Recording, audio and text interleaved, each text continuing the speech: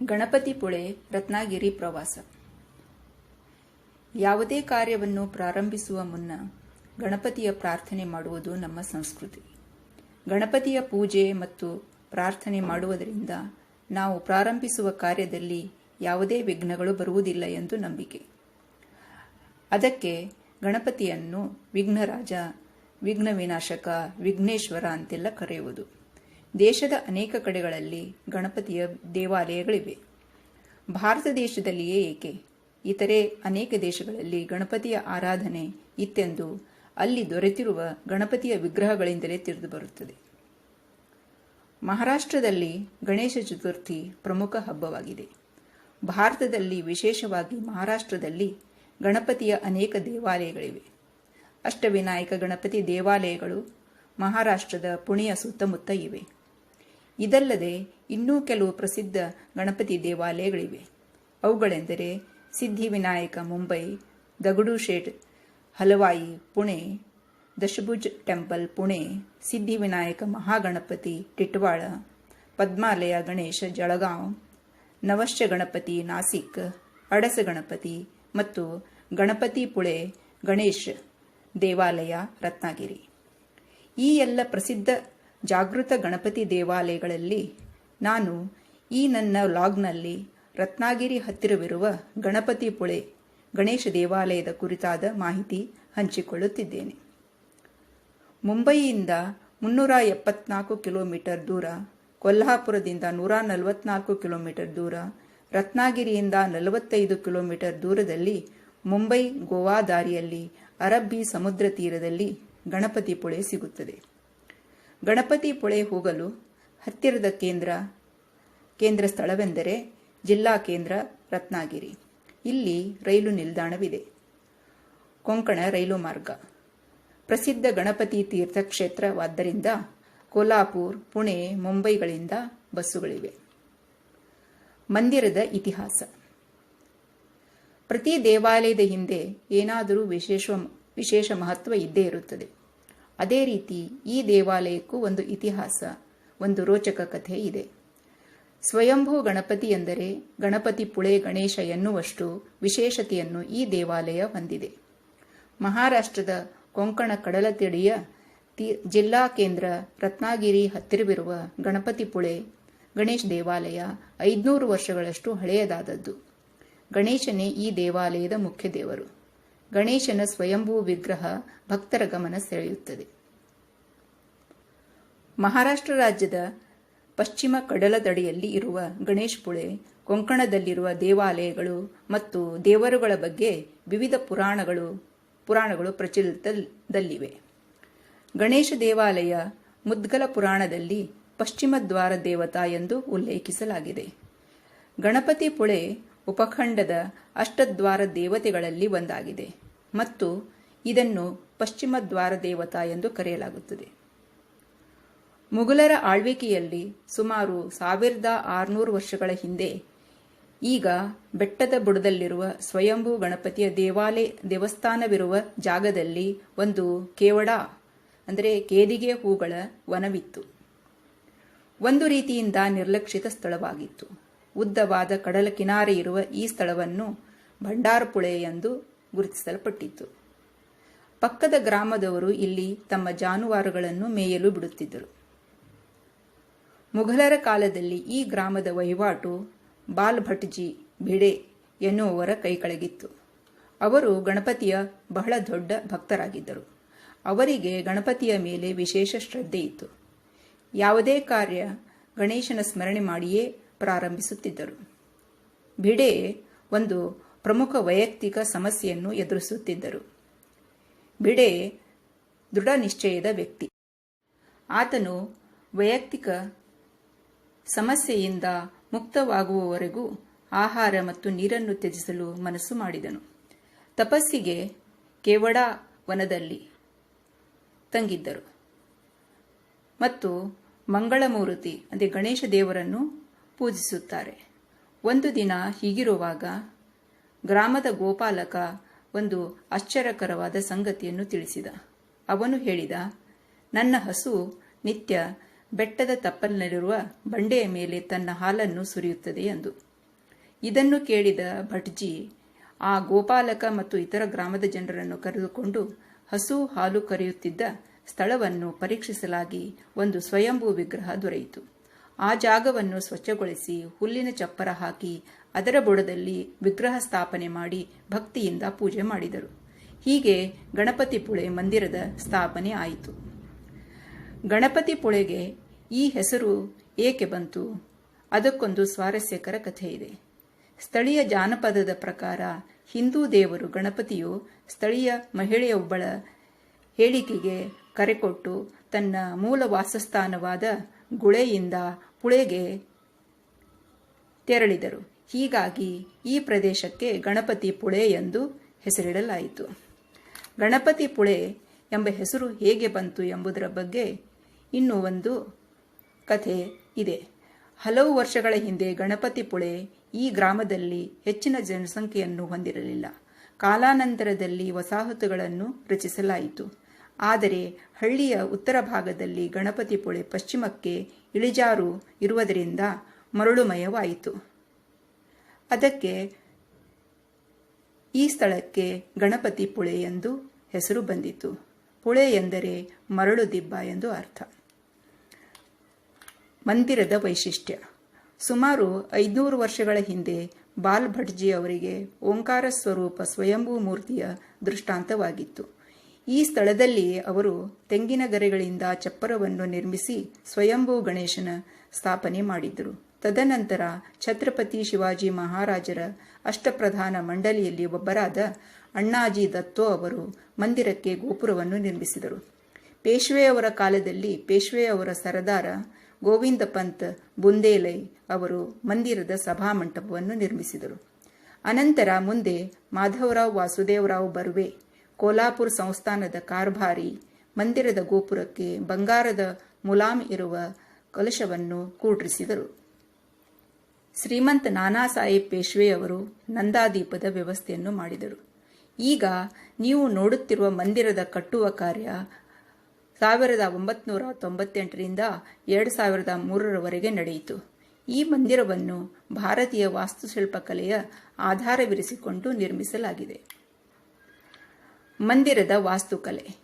ಕೆಂಪು ಆಗ್ರಾ ಮತ್ತು ವಿಶೇಷ ಕಲ್ಲುಗಳಿಂದ ಮಂದಿರದ ನಿರ್ಮಾಣ ಮಾಡಲಾಗಿದೆ. ಎತ್ತರದ ಗುಮ್ಮಟಾಕಾರದ ಗರ್ಭಗುಡಿಯ ಗೋಪುರ ಹಾಗೂ ಸಭಾಮಂಟಪದ ಮೇಲೆ ಮಾಡಿರುವ ನಕ್ಷತ್ರಾಕಾರದ ನಕ್ಷೆಗಳು ಸೂರ್ಯಕಿರಣಗಳು ಬಿದ್ದಾಗ ಕಣ್ಣಿಗೆ ಮನಮೋಹಕವಾಗಿ ಕಾಣುತ್ತವೆ.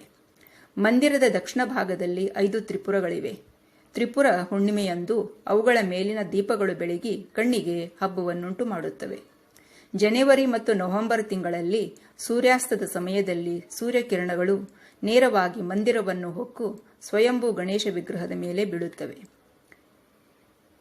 ದೇವಾಲಯದ ಹೊರಗೆ ಒಂದು ದೊಡ್ಡ ಇಲಿ ಕಾಣಿಸುತ್ತದೆ. ಭಕ್ತರು ತಮ್ಮ ಇಚ್ಛೆಯನ್ನು ಈ ಇಲಿಯ ಕಿವಿಯಲ್ಲಿ ವ್ಯಕ್ತಪಡಿಸುತ್ತಾರೆ. ಇಲಿಯ ಕಿವಿಯಲ್ಲಿ ತಮ್ಮ ಆಶಯವನ್ನು ವ್ಯಕ್ತಪಡಿಸಿದರೆ ಅದು ಈಡೇರುತ್ತದೆ ಎಂದು ಭಕ್ತರು ನಂಬುತ್ತಾರೆ. ದೇವಾಲಯದ ಪ್ರದೇಶದಲ್ಲಿ ಅನೇಕ ಅಂಗಡಿಗಳಿವೆ. ಅವುಗಳಲ್ಲಿ ಹೆಚ್ಚಿನ ಸಂಖ್ಯೆಯವು ಮರದ ಆಟಿಕೆಗಳು, ವಿವಿಧ ಗಾತ್ರದ ವಿಗ್ರಹಗಳು ಮತ್ತು ಗಣೇಶ ವಿಗ್ರಹಗಳನ್ನು ಮಾರುವ ಅಂಗಡಿಗಳಾಗಿವೆ. ಕಡಲ ತೀರದಲ್ಲಿ ತೆಂಗಿನಕಾಯಿ ಅಂದರೆ ಎಳೆನೀರು ಮಾರಾಟ ಮತ್ತು ಪ್ರವಾಸಿಗರ ಸಮುದ್ರ ವಿಹಾರಕ್ಕಾಗಿ ಹೆಚ್ಚಿನ ಸಂಖ್ಯೆಯ ಸಾಂಪ್ರದಾಯಿಕ ದೋಣಿಗಳು ಕಾಣಸಿಗುತ್ತವೆ. ಈ ದೇವಾಲಯದ ವಿಶಿಷ್ಟತೆ ಏನೆಂದರೆ ದೇವಾಲಯದ ಪಶ್ಚಿಮದ ಕಡೆ ಅಂದರೆ ದೇವಾಲಯದ ಎದುರಿಗೆ ವಿಶಾಲ ಅರಬ್ಬಿ ಸಮುದ್ರವಿದೆ. ಮಳೆಗಾಲದಲ್ಲಂತೂ ಸಮುದ್ರ ಅಬ್ಬರ ಹೆಚ್ಚಾಗಿ ಅಲೆಗಳು ದೇವಾಲಯದ ಎದುರಿನ ಮೆಟ್ಟಿಲಿನವರೆಗೆ ಅಪ್ಪಳಿಸುತ್ತಿರುತ್ತವೆ. ಸಮುದ್ರದ ಅಲೆಗಳು ಗಣಪತಿಗೆ ನಮನ ಸಲ್ಲಿಸುತ್ತವೆಯೋ ಎನ್ನುವಂತೆ ಭಾಸವಾಗುತ್ತದೆ. ಮಂದಿರವು ಬೆಟ್ಟದ ಬುಡದಲ್ಲಿಯೇ ಇರುವುದರಿಂದ ಪ್ರದಕ್ಷಿಣೆ ಹಾಕಿದರೆ ಇಡೀ ಬೆಟ್ಟಕ್ಕೆ ಪ್ರದಕ್ಷಿಣೆ ಹಾಕಿದಂತೆ ಆಗುತ್ತದೆ. ಮಂದಿರದ ಪ್ರದಕ್ಷಿಣೆ ಮಾಡುವಾಗ ಸಮುದ್ರದ ದರ್ಶನ ಅತಿಶಯ ರಮಣೀಯ. ಮಂದಿರದ ಪ್ರದಕ್ಷಿಣಾ ಪಥವನ್ನು ಚಪ್ಪಡಿ ಕಲ್ಲುಗಳಿಂದ ಹಾಸಲಾಗಿದೆ. ಮಂದಿರ ಎದುರುಗಡೆಯಿಂದ ಕಾಣುವ ಸಮುದ್ರದಲ್ಲಿ ಸೂರ್ಯಾಸ್ತ ಪ್ರವಾಸಿಗರ ವಿಶೇಷ ಆಕರ್ಷಣೆಯಾಗಿದೆ. ಮಂದಿರದ ಹೊರಗೆ ಬಂದರೆ ಎದುರಿಗೆ ಸಮುದ್ರ ಒಂದು ಕಡೆ, ಉಸುಕು ಇನ್ನೊಂದು ಕಡೆ, ಕಲ್ಲಿನ ಬೆಟ್ಟ ಇನ್ನೊಂದು ಕಡೆ. ಆದರೆ ಬೆಟ್ಟದ ಮೇಲೆ ಯಥೇಚ್ಛ ಗಣಪತಿಗೆ ಪ್ರಿಯವಾದ ಗರಿಕೆ ಬೆಳೆಯುತ್ತದೆ. ಮೂಲಭೂತವಾಗಿ ಯಾತ್ರಿಕರ ಪಟ್ಟಣವಾದ ಗಣಪತಿಪುಳೆ ನಿಧಾನವಾಗಿ ಬೀಚ್ ರೆಸಾರ್ಟ್ ಆಗುತ್ತಿದೆ. ಕಡಲ ತೀರದಿಂದ ಮೇಲಕ್ಕೆ ಏರುವ ಬೆಟ್ಟವನ್ನು ಪವಿತ್ರ ಮತ್ತು ಗಣಪತಿಯ ಅವತಾರವೆಂದು ಪರಿಗಣಿಸಲಾಗಿದೆ. ಮೊದಲು ಸಮುದ್ರ ತೀರದಿಂದ ದೇವಸ್ಥಾನಕ್ಕೆ ನೇರವಾಗಿ ಹೋಗಬಹುದಾಗಿತ್ತು. ಆದರೆ ಈಗ ಅದನ್ನು ಎತ್ತರದ ಗೋಡೆಯಿಂದ ನಿರ್ಬಂಧಿಸಲಾಗಿದೆ.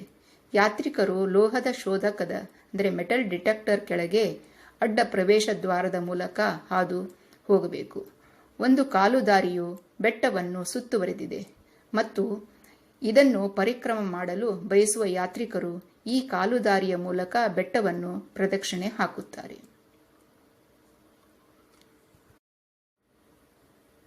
ಗಣಪತಿಪುಳೆಯಲ್ಲಿ ಗಣೇಶ ಮಂದಿರವಲ್ಲದೆ ನೋಡಲೇಬೇಕಾದ ಸ್ಥಳವೆಂದರೆ ಗಣಪತಿಪುಳೆ ಸಮುದ್ರ ತೀರ. ಗಣಪತಿಪುಳೆ ಗಣೇಶ ಮಂದಿರದ ಪಶ್ಚಿಮ ಭಾಗದಲ್ಲಿ ಅರಬ್ಬಿ ಸಮುದ್ರವಿದೆ. ಸಮುದ್ರ ಕಿನಾರೆ ಉದ್ದವಾಗಿದೆ. ಗಣಪತಿಪುಳೆ ಕಡಲ ತೀರವು ಉತ್ತಮವಾದ ಬೆಳ್ಳಿಯಂತೆ ಹೊಳೆಯುವ ಬಿಳಿ ಮರಳಿನಿಂದ ಸ್ವಚ್ಛವಾಗಿದೆ. ಕಡಲ ತೀರವು ಈಜಲು ಸುರಕ್ಷಿತವಲ್ಲ, ಏಕೆಂದರೆ ಇದು ವಿಸ್ತಾರವಾದ ಬಂಡೆಗಳನ್ನು ಹೊಂದಿದೆ. ಒಂದು ಲಗೂನ್ ಇದೆ. ಇಡೀ ಕುಟುಂಬವು ರಜೆ ಅಥವಾ ರಜೆಯನ್ನು ಆನಂದಿಸಲು ಈ ಸ್ಥಳವು ಸೂಕ್ತವಾಗಿದೆ. ಕಡಲ ತೀರದ ಕೊನೆಯಲ್ಲಿ ಒಂದು ಸಣ್ಣ ಬಂಡೆ ಇದೆ. ಮೇಲಿನಿಂದ ನೋಟ ನಿಜವಾಗಿಯೂ ಮೋಡಿ ಮಾಡುವಂತಿದೆ. ಕಡಲ ತೀರದ ಉದ್ದಕ್ಕೂ ಗೋಡಂಬಿ ಮತ್ತು ಮಾವಿನ ಮರಗಳ ಜಾಡುಗಳನ್ನು ಕಾಣಬಹುದು. ಪ್ರವಾಸಿಗರ ಆಕರ್ಷಣೆಯ ಕೇಂದ್ರ ಈ ಸಮುದ್ರ ತೀರ. ಮಳೆಗಾಲದಲ್ಲಿ ಸಮುದ್ರ ಪ್ರಕ್ಷುಬ್ಧವಾಗಿರುತ್ತದೆ. ಆಗ ಸಮುದ್ರದ ಅಲೆಗಳು ಮಂದಿರದ ಹೊರಗೋಡೆಯ ತನಕ ಮೆಟ್ಟಿಲಿನವರೆಗೆ ಅಪ್ಪಳಿಸುತ್ತಿರುತ್ತವೆ. ಇಂಥ ಕಾಲದಲ್ಲಿ ಸಮುದ್ರಕ್ಕೆ ಇಳಿಯುವುದು ಅಪಾಯಕಾರಿ. ಆದರೆ ಮೆಟ್ಟಿಲಿನ ಮೇಲೆ ನಿಂತು ಅಲೆಗಳ ರುದ್ರನರ್ತನ ನೋಡುವುದೇ ರೋಮಾಂಚನ.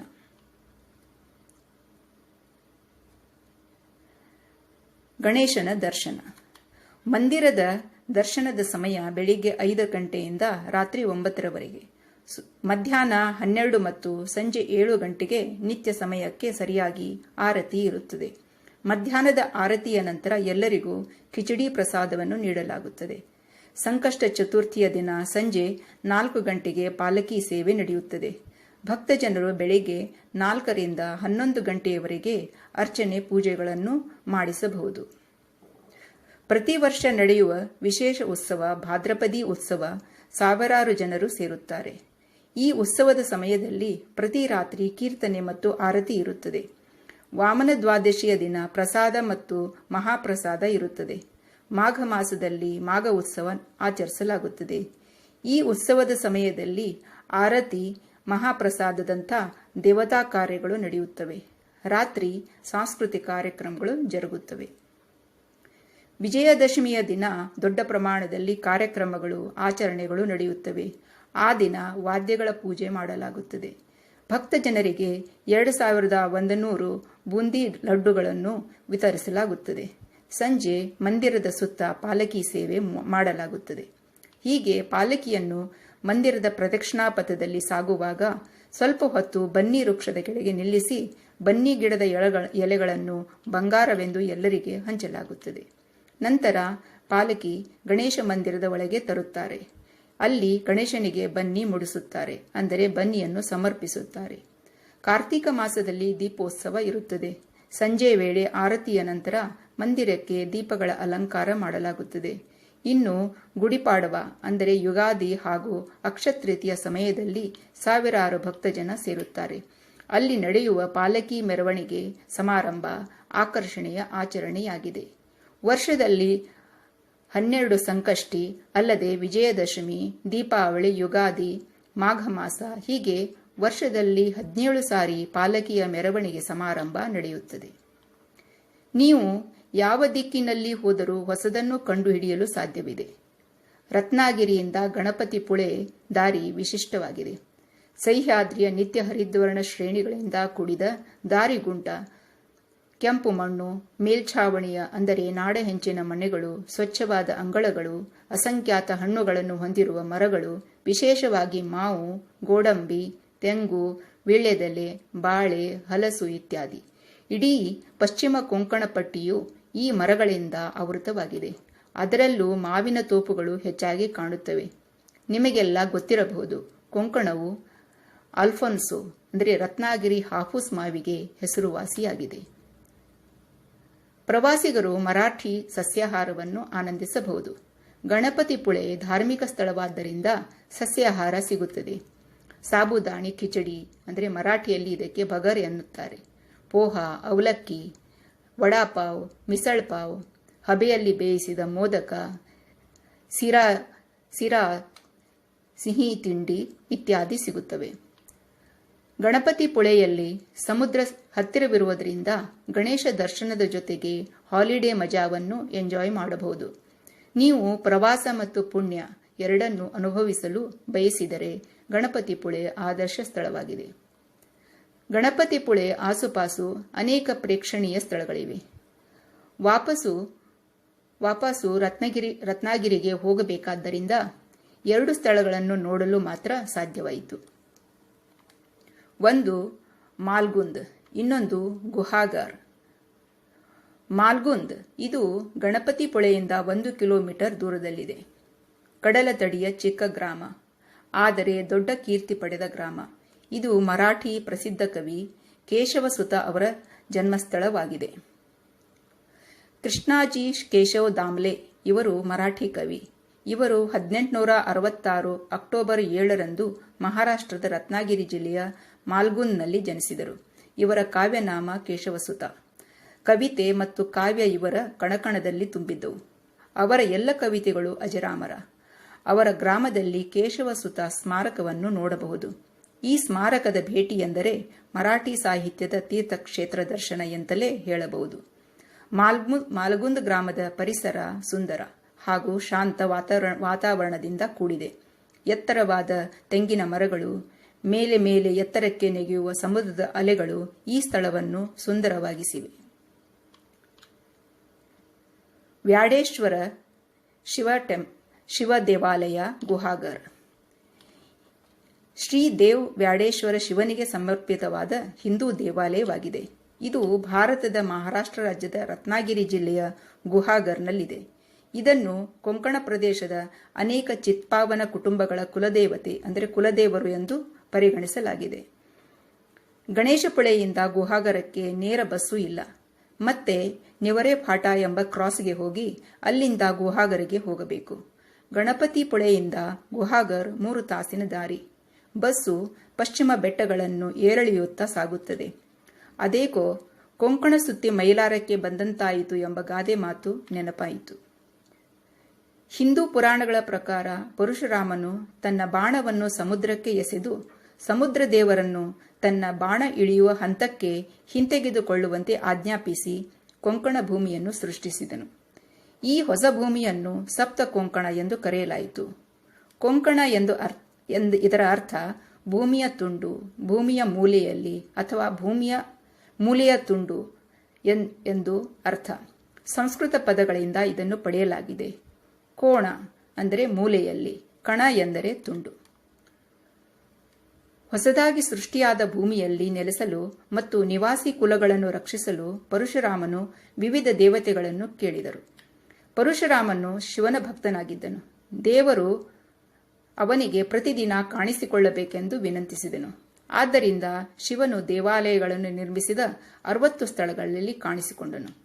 ಋಷಿ ವ್ಯಾಢ ತನ್ನ ಗುಹಾಗರ್ನಲ್ಲಿರುವ ಈ ದೇವಾಲಯದಲ್ಲಿ ಶಿವನ ಲಿಂಗವನ್ನು ಸ್ಥಾಪಿಸಿದನು. ಶಿವಲಿಂಗ ಮತ್ತು ದೇವಸ್ಥಾನವನ್ನು ವ್ಯಾಡೇಶ್ವರ ಎಂದು ಕರೆಯಲಾಯಿತು. ಕಾಲಾನಂತರ ವ್ಯಾಡೇಶ್ವರ ಕಳೆದು ಹೋದನು, ಮತ್ತೆ ಮರುಪರಿಶೋಧಿಸಲ್ಪಟ್ಟನು. ಪ್ರಸ್ತುತ ದೇವಾಲಯದ ನಿರ್ಮಾಣ ರಾಜ ಸುಕರನ್ ಯುಗದಲ್ಲಿ ಆಯಿತು. ಈ ದೇವಾಲಯದ ವಾಸ್ತುಶಿಲ್ಪ ಶೈಲಿಯನ್ನು ಪಂಚಾಯತನ್ ಎಂದು ಕರೆಯಲಾಗುತ್ತದೆ. ಪಂಚಾಯತ್ ದೇವಾಲಯವು 4 ಮೂಲೆಗಳಲ್ಲಿ 4 ಆಧೀನ ದೇಗುಲಗಳನ್ನು ಮತ್ತು ವೇದಿಕೆಯ ಮಧ್ಯದಲ್ಲಿರುವ ಮುಖ್ಯ ದೇಗುಲವನ್ನು ಒಳಗೊಂಡಿದೆ. ಇಲ್ಲಿ ಶಿವನು ಕೇಂದ್ರ ದೇವತೆ, ಸೂರ್ಯ, ಗಣೇಶ, ಅಂಬಿಕಾ ಅಂದರೆ ಪಾರ್ವತಿ ಮತ್ತು ವಿಷ್ಣು ತನ್ನ ಪತ್ನಿ ಲಕ್ಷ್ಮಿಯೊಂದಿಗೆ ಕ್ರಮವಾಗಿ ಆಗ್ನೇಯ, ನೈಋತ್ಯ, ವಾಯುವ್ಯ ಮತ್ತು ಈಶಾನ್ಯ ಅಧೀನ ದೇಗುಲಗಳಾಗಿದ್ದಾರೆ. ನಂದಿ ಶಿವನ ವಾಹನ ಮುಖ್ಯ ದೇಗುಲದ ಮುಂದೆ ಕುಳಿತಿದೆ. ವ್ಯಾಡೇಶ್ವರ ದೇಗುಲ ದರ್ಶನ ಮಾಡಿದಾಗ ಸಂಜೆ 5 ಗಂಟೆ. ಗುಹಾಗರ್ನಲ್ಲಿ ಸುಂದರವಾದ ಬೀಚ್ ಇದೆ. ಪುರಾತನ ದುರ್ಗಾದೇವಿ ದೇವಾಲಯವಿದೆ. ಆದರೆ ಸಮಯವಿರಲಿಲ್ಲ. ವಾಪಸ್ಸು ರತ್ನಾಗಿರಿಗೆ ಹೋಗಬೇಕು. ಆದರೆ ರತ್ನಾಗಿರಿಗೆ ನೇರು ಬಸ್ಸು ಇರಲಿಲ್ಲ. ಅದಕ್ಕೆ ಚಿಪ್ಲೂನ್ಗೆ ಹೋಗಿ ಅಲ್ಲಿಂದ ರೈಲಿನಲ್ಲಿ ರತ್ನಾಗಿರಿಗೆ ಪ್ರಯಾಣ. ಪ್ರಣಮ್ಯ ಶಿರಸಾ ದೇವಂ ಗೌರಿ ವಿನಾಯಕಂ ಭಕ್ತಾವಾಸಂ ಸ್ಮರೇ ನಿತ್ಯಂ ಮಾಯು ಕಾಮಾರ್ತ್ಯ ಸಿದ್ಧಯೇ. ಪ್ರಥಮಂ ವಕ್ರತುಂಡಂಚ ಏಕದಂತಂ ದ್ವಿತೀಯಂ ತೃತೀಯಂ ಕೃಷ್ಣಪಿಂಗಾಕ್ಷಂ ಗಜವಕ್ತ್ರಂ ಚತುರ್ಥಕಂ ಲಂಬೋದರಂ ಪಂಚಮಂ ಚ ಷಷ್ಠಂ ವಿಕಟಮೇವ ಚ ಸಪ್ತಮಂ ವಿಘ್ನರಾಜೇಂದ್ರ ಧೂಮ್ರವರ್ಣಂ ತಥಾಷ್ಟಕಂ ನವಮಂ ಬಾಲಚಂದ್ರಂಚ ದಶಮಂ ತು ವಿನಾಯಕಂ ಏಕಾದಶಂ ಗಣಪತಿಂ ದ್ವಾದಶಂತು ಗಜಾನನಂ. ದ್ವಾದಶೈತಾನಿ ನಾಮಾನಿ ತ್ರಿಸಂಧ್ಯಃ ಪಠೇನ್ನರಃ ನ ಚ ವಿಘ್ನಭಯಂ ತಸ್ಯ ಸರ್ವಾಸಿದ್ಧಕರಂ ಪ್ರಭೋ. ವಿದ್ಯಾರ್ಥಿಂ ಲಭತೆ ವಿದ್ಯಾಂ ಧನಾರ್ಥಿ ಲಭತೆ ಧನಂ ಪುತ್ರಾರ್ಥಿ ಲಭತೆ ಪುತ್ರಾ ಮೋಕ್ಷಾರ್ಥಿ ಲಭತೆ ಗತಿಂ. ಸಂವತ್ಸರೇಣ ಸಿದ್ಧಂಚ ಲಭತೆ ನಾತ್ರ ಸಂಶಯಃ ಅಷ್ಟಭ್ಯೋ ಬ್ರಾಹ್ಮಣೋಭ್ಯಶ್ಚ ಲಿಖಿತ್ವಾ ಫಲಂ ಲಭತೆ ತಸ್ಯ ವಿದ್ಯೆಯಾ ಭವೇತ್ಸರ್ವಾ ಗಣೇಶಸ್ಯ ಪ್ರಸಾದತಃ. ಇತಿ ಶ್ರೀ ನಾರದ ಪುರಾಣೆ ಸಂಕಷ್ಟನಾಶನಂ ನಾಮ ಶ್ರೀ ಗಣಪತಿ ಸ್ತೋತ್ರಂ ಸಂಪೂರ್ಣಂ.